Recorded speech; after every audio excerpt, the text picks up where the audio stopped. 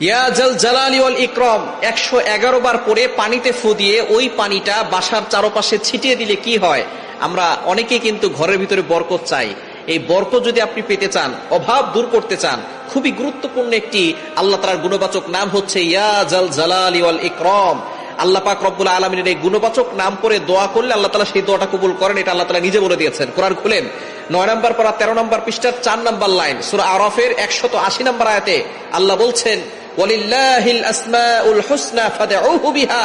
আল্লাহ পাক রব্বুল আলামিন জানিয়ে দিয়েছেন আল্লাহ তাআলার এই গুণবাচক নাম করে যদি কোনো ব্যক্তি দোয়া করে আল্লাহ তাআলা সেই দোয়াটা কবুল করে নেন, অ্যাকসেপ্ট করে নেন। সুতরাং ইয়া জাল জালালি ওয়াল ইকরাম আল্লাহ তাআলার গুণবাচক নাম, এই নাম পড়ে আপনি 111 বার পরে যদি পানিতে ফু দেন, ওই পানিটা একটা বরকতময় পানি হয়। ওই পানিটা খেলে আল্লাহ পাক রব্বুল আলামিন আপনাকে সুস্থতার নিয়ামত দান করবেন। আপনি কল্পনাও করতে পারবেন না, অনেক অসুস্থ ব্যক্তি আছে, কোনো ওষুধে তার রোগ ভালো হয় না। এরকম হয় কি হয় না? অনেক ডাক্তার দেখিয়েছে, কোনো রিপোর্টে কোনো কিছু ধরা পড়ে না। ডাক্তার বলতেছে সব জায়গায় সবকিছু ঠিক আছে, তারপরে সে অসুস্থ, সে কোনো সময় সুস্থ থাকতে পারে না।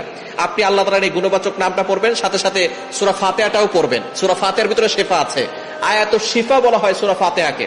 সূরা ফাতিহা হচ্ছে উম্মুল কোরআন, কোরআনের মা। সুতরাং আল্লাহ তাআলার এই গুণবাচক নাম খুবই ফজিলতপূর্ণ একটি নাম।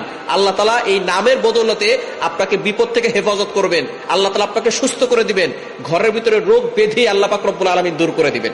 সুতরাং এটা পানিতে পড়ে ওই পানিটা যদি আপনি খেতে পারেন, আল্লাহ পাক রব্বুল আলামিন আপনাকে শিফা দান করবেন। আপনি মনে মনে চিন্তা করবেন আল্লাহ তাআলার গুণবাচক নামের বদৌলতে আল্লাহ তাআলা আমাকে শিফা দান করবেন। এজন্য আপনি এটা 111 বার পড়বেন।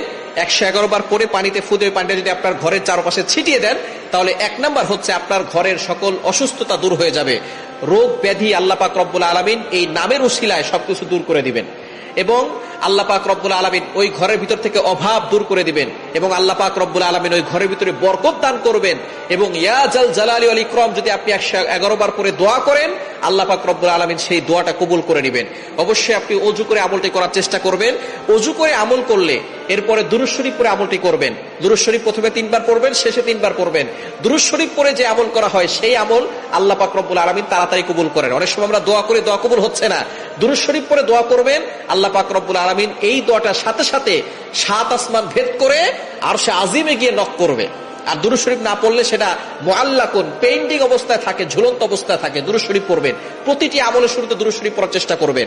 আপনি ওযু করে আমলটি করবেন, 3 বার দুরূদ শরীফ পড়বেন, এরপরে ইয়া জাল জালালি ওয়াল ইকরাম 111 বার পড়ে আবারও 3 বার দুরূদ শরীফ পড়ে পানিতে ফু দিবেন। ওই পানিটা খাবেন, আল্লাহ পাক রব্বুল আলামিন সুস্থতার নিয়ামত দান করবেন, এবং ঘরের চারপাশে ছিটিয়ে দিবেন। দেখবেন আল্লাহ তাআলা ওই ঘর থেকে অভাব দূর করবেন, আল্লাহ পাক রব্বুল আলামিন রিজিক প্রশস্ত করবেন, আল্লাহ পাক রব্বুল আলামিন ওই ঘরের ভিতর থেকে রোগ ব্যাধি দূর করে দিবেন, এবং আল্লাহ তাআলা ঘরের ভিতরে বৃষ্টির মতো রহমত দান করবেন, আল্লাহ পাক রব্বুল আলামিন বরকত নাজিল করবেন, এবং আল্লাহ পাক রব্বুল আলামিন দোয়া কবুল করবেন। যদি ঘরের ভিতরে শান্তি পেতে চান, ঝগড়াঝাটি লেগেই থাকে, অশান্তি লেগেই থাকে, আপনি আমলটি করতে পারেন। আল্লাহ পাক রব্বুল আলামিনের এই গুণবাচক নামের পাওয়ার দেখে আপনি অবাক হয়ে যাবেন। আল্লাহ পাক রব্বুল আলামিন আমাদের সকলকে আমলটি করার তৌফিক দান করেন।